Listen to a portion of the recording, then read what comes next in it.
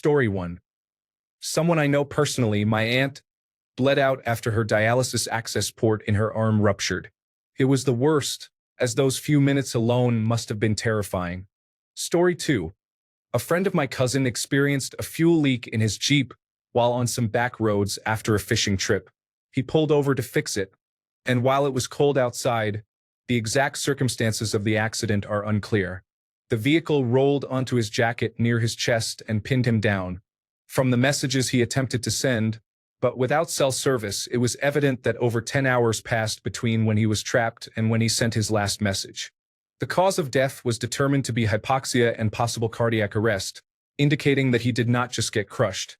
He was likely struggling to breathe for the entire duration until he became too exhausted. Moreover, it was a cold night, and it seems as though cars passed by but only saw a Jeep parked by the road. This is a truly tragic way to lose someone's life. Story 3. I have witnessed multiple people die from cirrhosis. End-stage alcoholism is horrifying. They appear yellow, delirious, and extremely thirsty. Story 4. A woman in our family went to the doctor for body pain. The doctor classified her as seeking opiates, and that was the end of it. Once that was noted in her chart, no doctor ever sought any diagnoses, even though she visited many to uncover the reasons for her severe pain. 2 years later, she bumped her head and injured her neck. An X-ray of her now fractured neck revealed extensive bone cancer. She passed away a few days later. Story 5. A person I knew from my younger years walked home from the bar instead of driving after having a couple of drinks.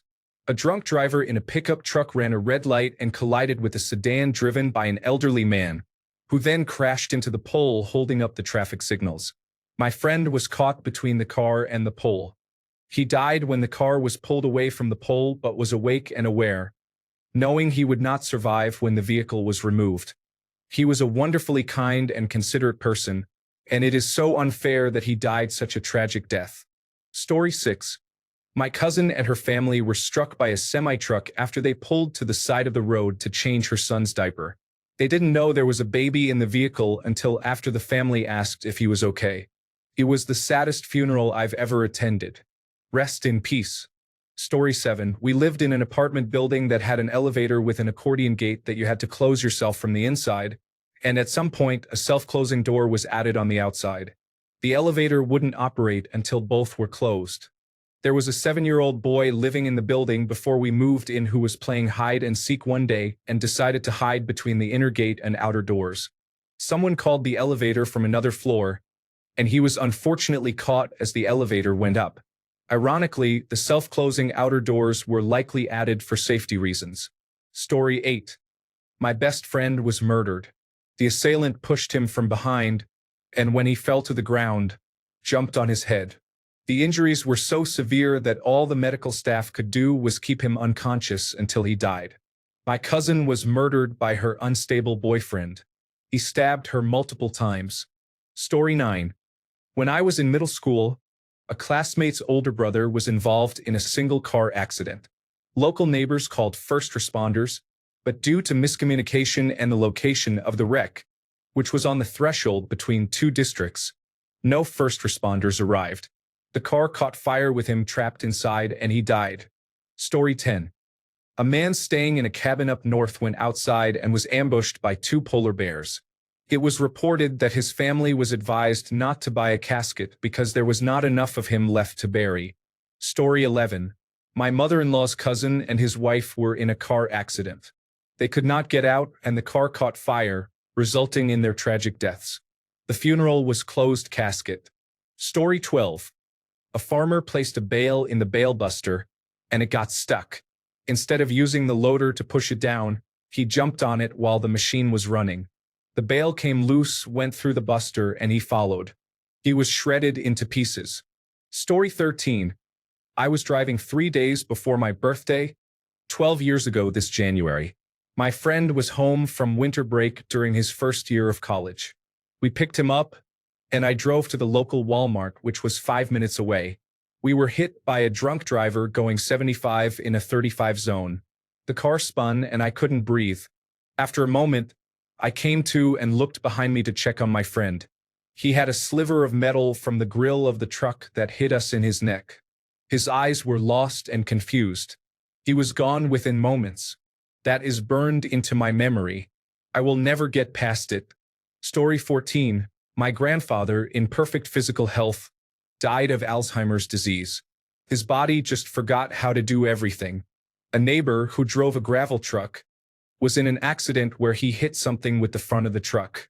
All the gravel broke through his cab and crushed him to death. The Eggman, whose real name I did not know, was a small farmer who delivered eggs to private homes. He rolled his tractor on himself and crushed his middle section. His wife found him in the field because he was late for dinner. A woman I knew had her husband shoot her and her sister-in-law in the face with a shotgun and then shot himself. The sister survived and took in their children. I grew up in a small farming community with many unnatural deaths. Story 15. There was a video of a man who recorded his final moments as he sank to the bottom of the ocean. Story 16. My uncle injured himself while using the restroom and bled to death trying to reach his house phone.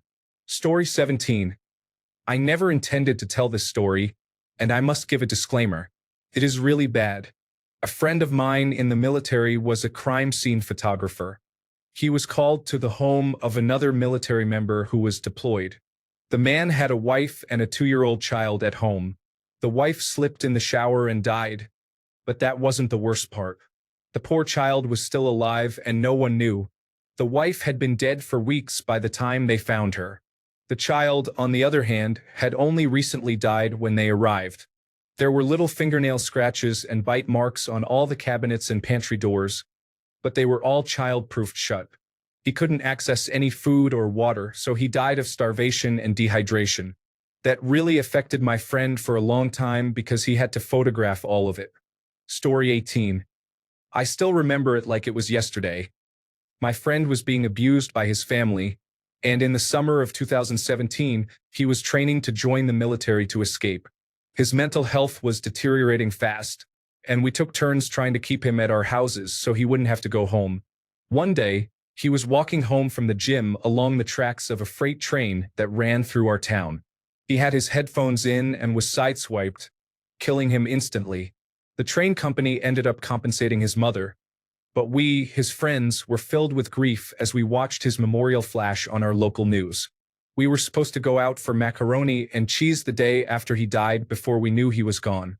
I still regret not taking him on our road trip to New York City the Christmas of 2016. I never got to tell him how Kingdom Hearts 3 ended. We never got to see Breaking Benjamin, take him out to the club, or see him in his uniform. He saved me once by drinking my champagne for me because I'm a lightweight, and he always had a soft spot for girls with dyed red hair. He was genuinely one of the sweetest boys I've ever met, and I miss him dearly. Rest in peace, Malachi. You may be gone, but I promise you haven't been forgotten. I still burn a candle for you at the end of July every year. I'm sorry we couldn't save you. Logan still looks at your Christmas photos all the time. You are so loved, even now. Story 19. My dad had amyotrophic lateral sclerosis. He could still talk somewhat, but he was losing a lot of his function. My mom checked his blood oxygen levels every day, and it was in the 70s. They decided it was probably broken or something and never mentioned it to anyone. I think it was just denial. He had a heart attack and died next to my mom on the couch while the home nurse was changing his diaper. My dad was a sailor for 30 years. He never asked for anyone's help. He was 6 feet 2 inches tall and weighed 220 pounds for most of his life.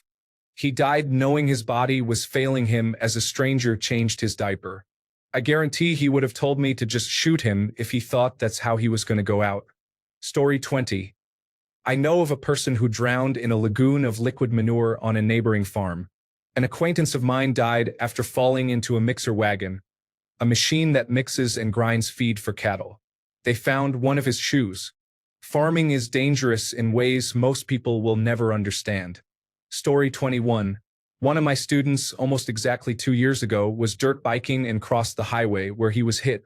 He couldn't keep his feet on his body. He had just graduated from 8th grade a few days before. Story 22. I personally knew my cousin. His head was severed from his spine by the dashboard of his friend's car, when they were struck by a drunk driver while returning from picking up some parts for his Firebird.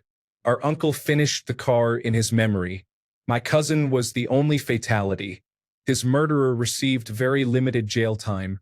Alcohol is devastating. Story 23. I am a nurse working in cancer and palliative care. Almost a decade ago, I witnessed a terminally ill patient dying slowly while screaming in pain. He would not have died this way if his immediate family had not blocked every opioid medication from entering his body. They were strongly opposed to any pain relief for cultural reasons. About 5 family members stood at his bedside, chanting and humming while he screamed. As healthcare professionals, we had no power or say in this situation due to power of attorney laws. It was an incredibly distressing experience. Story 24. My grandpa passed away from dementia, and I hope that I never reach a point where I can no longer recognize my family or hold conversations. Additionally, I wouldn't want my child to have to change my diaper. Story 25. People here have gruesome stories, and I am sympathetic to them. However, I must say that watching my father-in-law suffer for 9 months with incurable liver cancer, wasting away to 90 pounds at 5 feet 10 inches, has been difficult. Story 26. Definitely, the spelunking incident where a man crawled headfirst into the wrong mud hole and got stuck forever. Story 27. My late girlfriend passed away due to multiple organ failure. It may not be the most gruesome way to go, but it was difficult to witness. I will always feel affected by it. Story 28. One of my mother's co-workers committed suicide by jumping off the 4th floor into the atrium of their main building. Another person I know witnessed the individual when they made impact with the floor, resulting in severe injuries. Story 29. The worst way in real life as an observer? When I was in 9th grade, we were reading Romeo and Juliet aloud in English class. Juliet was portrayed by a girl who was dating Romeo. One weekend in Oregon, Romeo was killed in a gun accident. The English teacher, aware of this, compelled Juliet, while sobbing, to continue reading the play in class. Story 30. The Tokaemura nuclear accidents occurred when some individuals in Japan were exposed to a lethal dose of radiation. The circumstances surrounding their deaths were truly tragic. Story 31. My grandfather told me how his neighbor died. The man was working on his car. While he was underneath, the car started rolling. He had a mostly flat driveway, so it rolled very slowly, but he was stuck under it and couldn't get out. The car and pavement scraped him badly as it slowly rolled to the road. Once it got there, the curb drop from the driveway to the road caused the frame to drop, and he ultimately died from being crushed. Story 32. A friend met the love of his life, and they got married. She introduced him to fentanyl and taught him to use drugs. When they ran out of money and she lost her job due to addiction, she took her own life with a dog leash. He was the one who found her. He sank into darkness for a year, using more and more opioids, and he took his own life with the same leash a year later. No brutality compares to death by total despair. Story 33. A welfare check revealed that a man had died by suicide after ingesting a mixture of rat poison and drain cleaner. The scene appeared exceptionally painful. Story 34.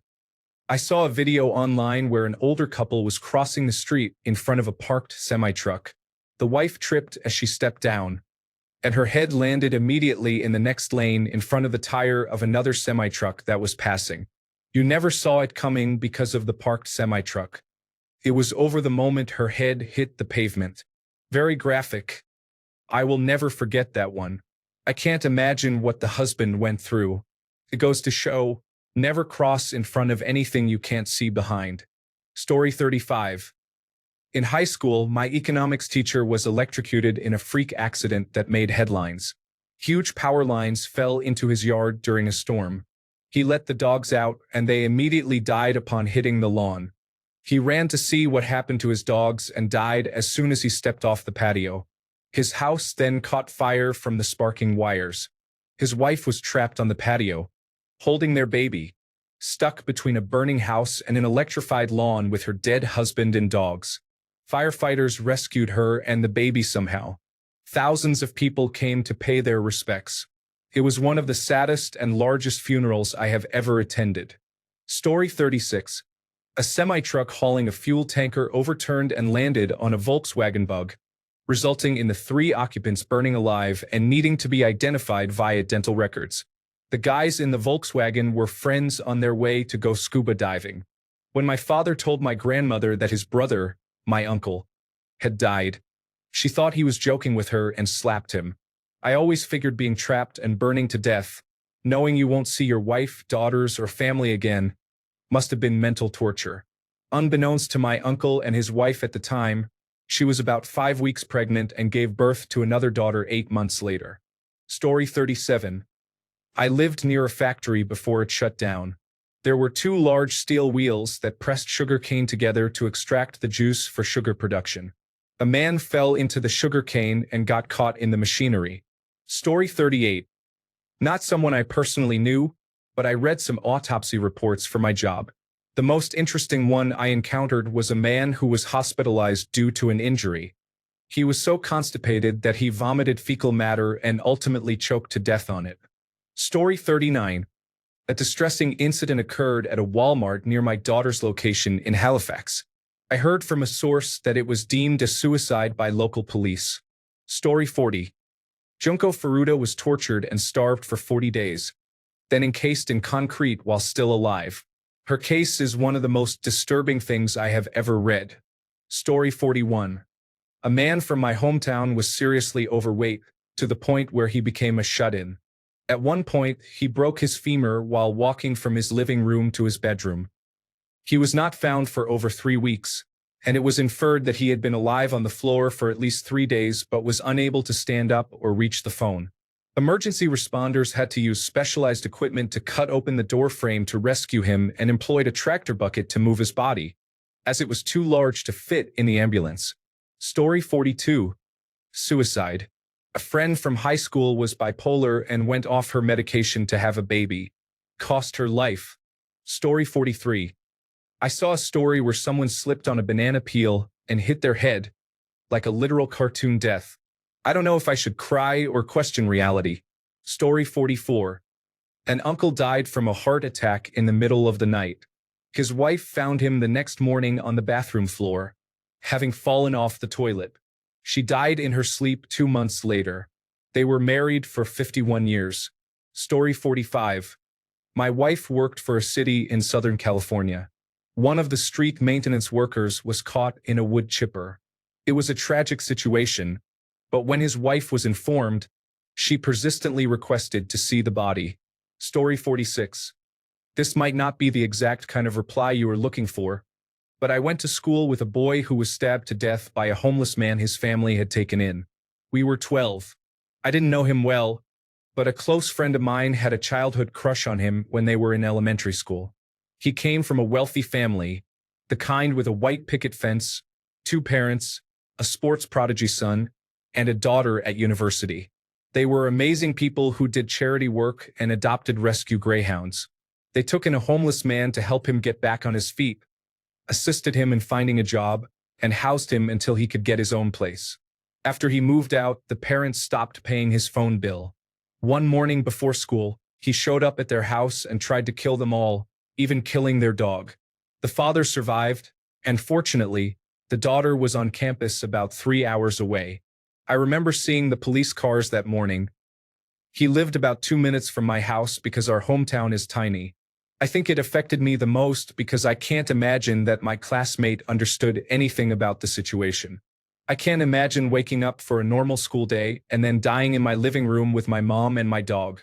Every single detail has always stuck with me, and nobody in my year at school was ever really the same afterward. Story 47. The man who was our neighbor when I was a child worked for a gas company and died in a gas line explosion at a house where he was working. If I remember correctly, they could not easily find his remains. Story 48. My sister passed away in the bathroom. She struggled with alcoholism and suffered from jaundice and late-stage cirrhosis, which led to internal bleeding. She lost a significant amount of blood, and the paramedics administered 7 units while performing CPR for 45 minutes. Miraculously, her heart resumed beating, but she was barely clinging to life and could not survive without support. I ultimately made the decision to discontinue life support. It's difficult to imagine her thoughts in those final moments. At least she might have found some solace in her intoxication. Story 49. A family friend's father was decapitated by a dumbwaiter many years ago. I don't know the whole story, and I'm not sure I want to. Story 50. Fungus-infected lungs. I watched someone shrink over 2 years. They grew shorter of breath, experiencing intense pain all day, every day. COVID-19 was the cause in the end. Please, everyone, wear a dust mask while gardening. Story 51. On January 22, 1536, along with Bernhard Krechting and Bernhard Knipperdoling, he was tortured and then executed. Each of the three was attached to a pole by an iron-spiked collar, and their bodies were ripped with red-hot tongs for the duration of 1 hour. Story 52. My mom died from amyotrophic lateral sclerosis. She beat cancer twice. Amyotrophic lateral sclerosis is a horrible disease. It shuts down everything but your mind. Story 53. While on holiday, a girl with peanut allergies took a puff from a vape belonging to someone she had been chatting with. The vape contained peanut oil. She had an epinephrine auto-injector, but because she inhaled the oil, the device did not work. Story 54. My best friend shot himself in the head at 14. I know there are more brutal ways, but it was so gruesome and he was so young. His 8-year-old brother found him in his room. Story 55. There was a gruesome video on a social media platform of a man who got stuck in a lathe and was torn into pieces as he was spinning at what seemed like a few hundred revolutions per minute. It was unreal. Story 56. A family friend died from Alzheimer's disease or dementia in his early 50s. He was diagnosed with what was believed to be Alzheimer's, and within months he passed away. This experience really opened my eyes to how serious Alzheimer's disease is. Story 57. My cousin, his wife, and their 2 children were driving home from a day of volunteering at a soup kitchen. They got stuck in traffic and were rear-ended by a truck driver who was texting while driving. My cousin lay dying from a crushed back while his children bled out in front of him. Story 58. I took substances about an hour ago when my mother called and informed me that my brother had passed away. That's about as bad as it gets. Story 59. My mom was one of those people they let die instead of providing her with the treatment she needed to recover since she was unemployed and had no insurance. I drink now. Story 60. Pancreatic cancer devastates individuals in the most brutal ways. The pain and slow starvation are not experiences I would wish on anyone. My mother-in-law weighed 43 pounds when she died. She deteriorated until she was nothing but a fragile shell of a person. Story 61. When I was in 6th grade, I saw my best friend's 1-year-old cousin get run over by his aunt. We saw him under the Subaru, so my best friend ran in front of it and started banging on the hood. Her sister thought it was a joke, so she revved the engine and pulled forward, running over the baby. He was still alive for a little while. His mother came running out of the house because of our screams, saw him, picked him up, and began wailing. I witnessed 2 people die that day. Story 62. Gene Hackman's death was a tragic way to go. Wandering with Alzheimer's and having lost his wife, he sought help but continued to forget what he needed to do before making the call. This cycle repeated itself. Story 63. On her way home from work, a good friend and mentor was attacked and beaten to death with a lead pipe.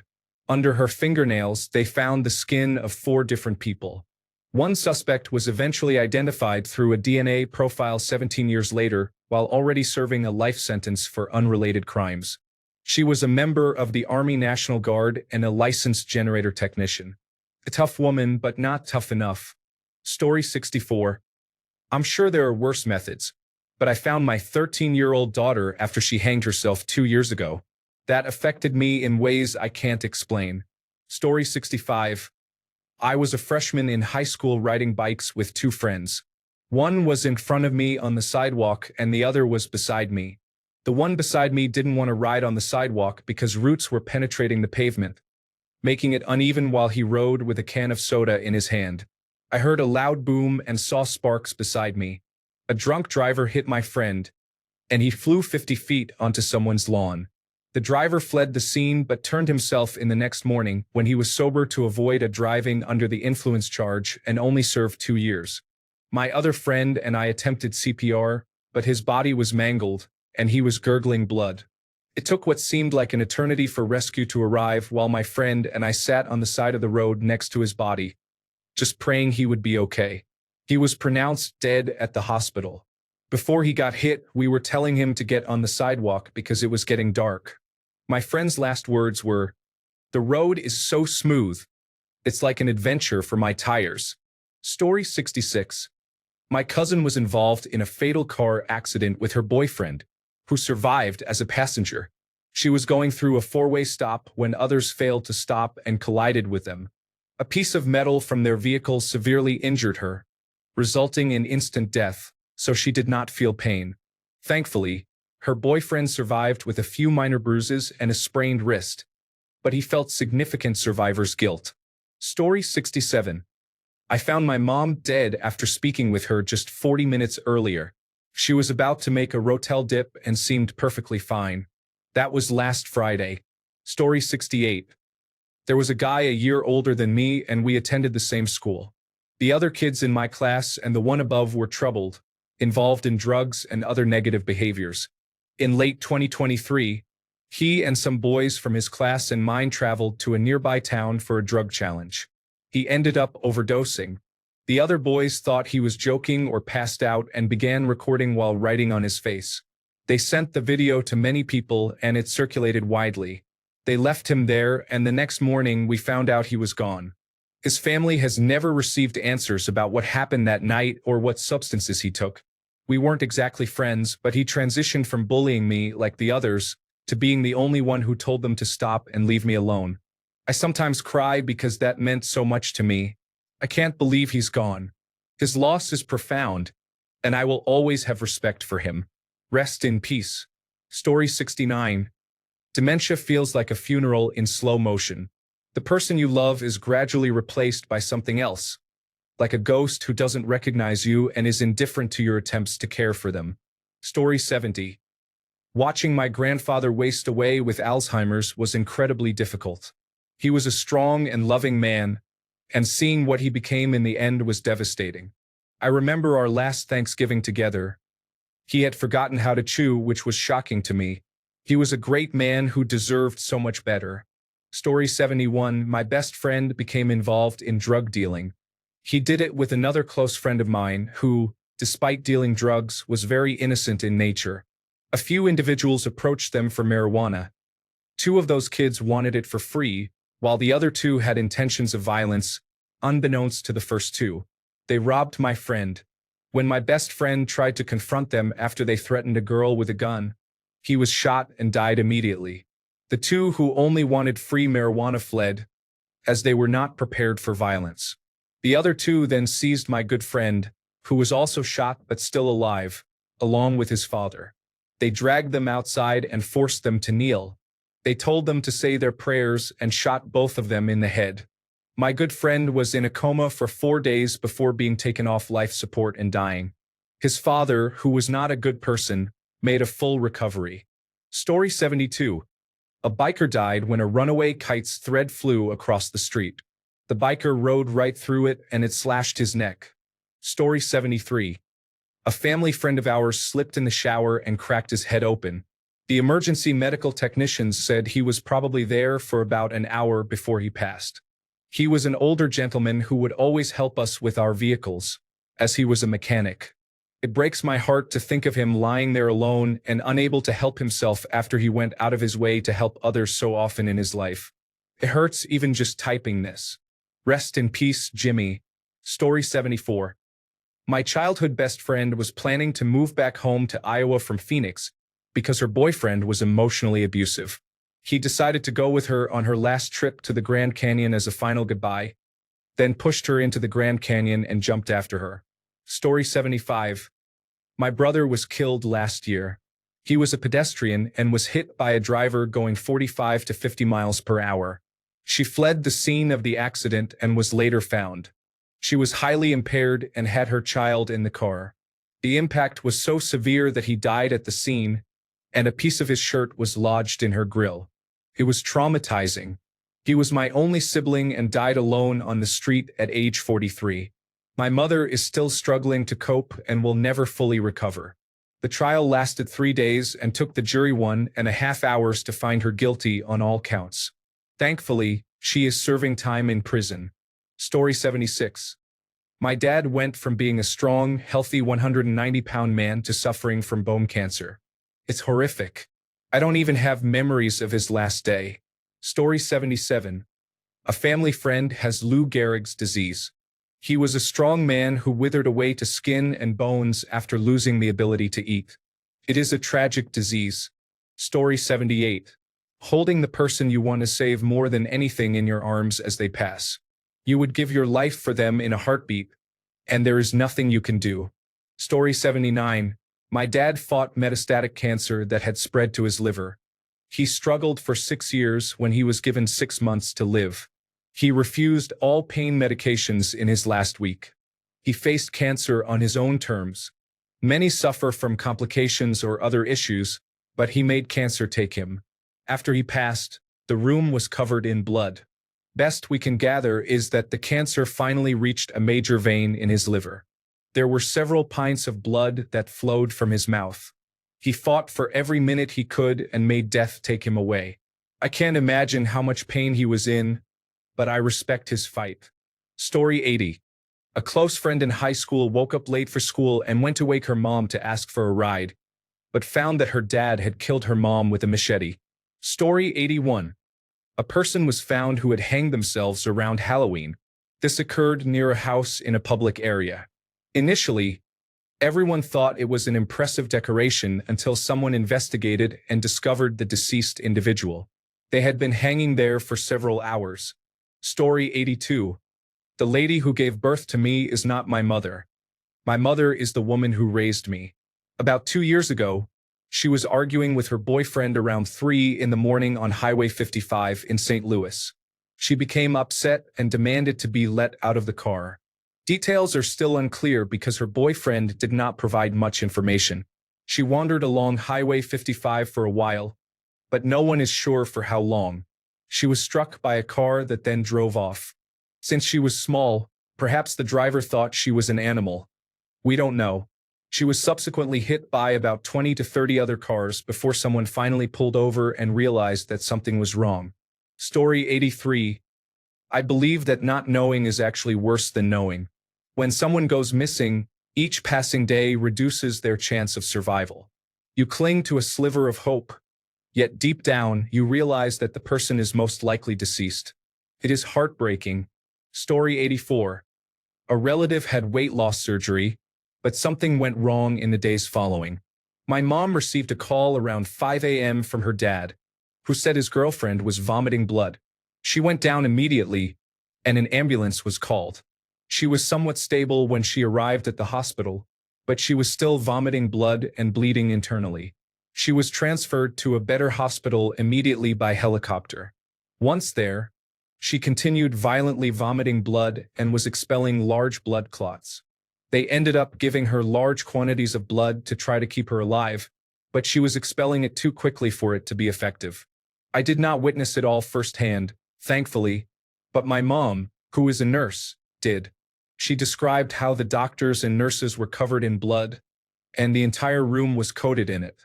They had tried to put blankets down to conceal the severity of the situation so that family members could visit. She was mostly unaware of her surroundings, but her family, whom she had conflicts with, came in and disturbed her, doing things she did not like while she squirmed. She was frightened when the priest came to see her. Although she was basically unresponsive, she still seemed afraid. Eventually, she passed away after hours of violently vomiting blood, in terrible pain, crying, and suffering. It was absolutely horrific, and it seemed to occur randomly. I did not have to witness any of it myself, yet it still affected me deeply. I feel terrible for my mom, who was with her the whole time. It appears she suffered from some sort of hemorrhage, possibly due to internal bleeding from the surgery, and she simply could not stop vomiting blood until she passed away. It was an incredibly tragic way to lose someone. Story 85. I visited my aunt, and she told everyone that her daughter was killed by her boyfriend. It was surreal at the time. Story 86. I recall a man who took his own life by using a chainsaw to decapitate himself. There was also a person who fell into a vat of molten metal. Story 87. There was a water slide known to be faulty. A child went on it, his tube went airborne, and he was tragically decapitated by the upper guard that was meant to keep people from flying out. Everyone at the bottom saw red coming down the slide. It was horrifying. Story 88. Eaten alive by a bear is a shocking story. There was a voice recording related to this incident. Story 89. It depends on your definition of worse. I worked in emergency medical services. The most gruesome incidents are car accidents. I have seen body parts piled up for the coroner to collect. However, watching someone die of cancer during treatment and hospice care honestly seems far worse. Often, they are in complete pain for weeks, then suddenly appear to be better, only to live a few more months or weeks before returning to the process of dying. Eventually, they reach the final stage of active dying, which can also take days as their body shuts down. I would rather experience a heart attack, aneurysm, or car crash any day over cancer. Dying in a fire or bleeding out is even better than that. You are literally in the process of dying for days and weeks. Story 90. My dad passed away from cirrhosis of the liver a few years ago.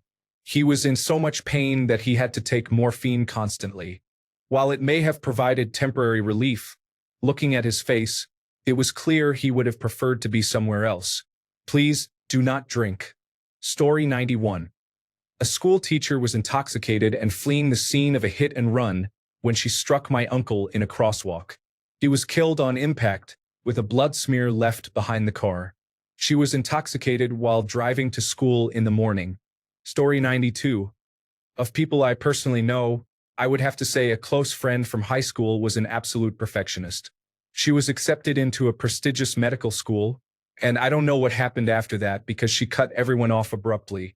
She had a mental breakdown and developed severe anorexia, eventually dying of organ failure last year. Besides the physical pain she endured, I can't imagine the mental pain she faced. No one knew what had happened until she passed away. She had isolated herself to that extent. She was one of the best people I ever knew, and I truly hope she has found peace. Story 93. It could go either way. A cave diver was at Ginny Springs and had planned a long technical dive. He staged tanks and did everything correctly. At the end of the dive, he had to remove his rebreather and switch to open circuit to navigate this section. When he returned to his rebreather, it had turned upside down and pressed against the cave ceiling. This accidentally activated the purge button, causing all of his dilute gas to be emptied. The problem was that at that depth, he only had a few minutes to resolve the issue, as he was over 1,000 linear feet into the cave system. Alternatively, there was the female whale trainer at SeaWorld, which was a brutal experience. Story 94. A semi-truck ran over a family in their SUV near Interstate 75 in Gainesville, Florida. My crew and I were the first on the scene. Only the mother survived, while the kids in the back were killed. I still wake up to that some nights. Being a firefighter, they said it is a great career and that you'll have fun saving lives. It feels incredible when you do save another person. Story 95. A family of 4 went to the beach in Florida when a riptide came in, and the mother and daughter were unable to pull the brother out of the current. The father almost died trying to save his son as well. This must have been incredibly traumatic for the entire family that tried their best, and it just wasn't enough. Imagine watching your son slip from your fingers, knowing that if he lets go, he is lost. In my own life, over 2 months, we experienced 4 deaths in the family. My father's sister died from alcohol poisoning. Her father, filled with guilt, drank and died in the same way shortly after. Soon after, my mother's brother-in-law died in a horrific motorcycle accident, and we later found that his brother had hanged himself from the family tree in the backyard. My mother was not okay, and she still is not. Story 96. My father had brain cancer. His pride was his intelligence, but after 7 brain surgeries, he was not the same. My family obtained a kit to help him pass peacefully, but my mother refused to use it, and he would not allow me to do so either. The last moment I shared with him was supporting his body weight during a seizure while shouting at my family to call an ambulance. He passed away 3 days later. He had a brief moment of clarity where he was conscious and expressed his love for us before he died. Story 97. A quad accident resulted in hitting a telephone pole, causing internal bleeding and a punctured lung. He survived for over 15 minutes while drowning in his own blood. The sounds he made are etched into my memory forever. Story 98. During my grandmother's passing, she was in hospice care. When they attempted to reduce her sedation, she became agitated, so they decided to continue administering morphine to keep her calm. She went 17 days without eating before passing away. Afterward, we all went out to eat and agreed that if any of us were in a similar state, we would have the permission to withdraw life support. It was emotionally distressing for us. Story 99. My uncle carried all 3 of his children out of his burning apartment. He was on fire when he emerged with the last one. My cousins all died of smoke inhalation. They were 6 months, 3 years, and 6 years old. My uncle died 3 days later with 3rd and 4th degree burns over 93% of his body. He died of dehydration and kidney failure. Without skin, your fluids just leak out. This happened on Good Friday and is the reason I am an atheist. Story 100. Old age and loneliness. No one in his family cared about him because he was abusive. His unfulfilled potential was destructive. Dying suddenly but still loved is better, in my opinion. Story 101. One of my dearest friends, basically a brother or father figure to me, was murdered by his mother. A few weeks before his death, he had been stabbed multiple times while traveling for work. A good Samaritan found him unconscious and bloody and called for an ambulance. He was given morphine, stitched up, received blood, and kept in the hospital for about a week to monitor for any potential organ damage.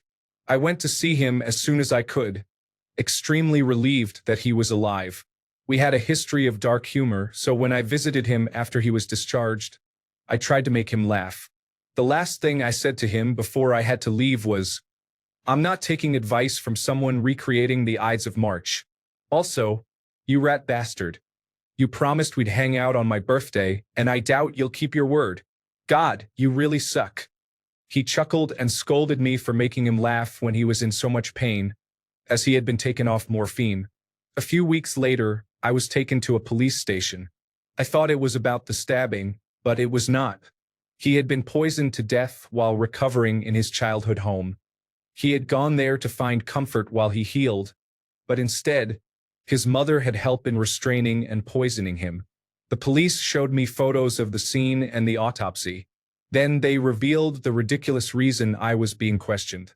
When I was 13, I had written him a note that read, "I will kill you," to Brian from Phantom.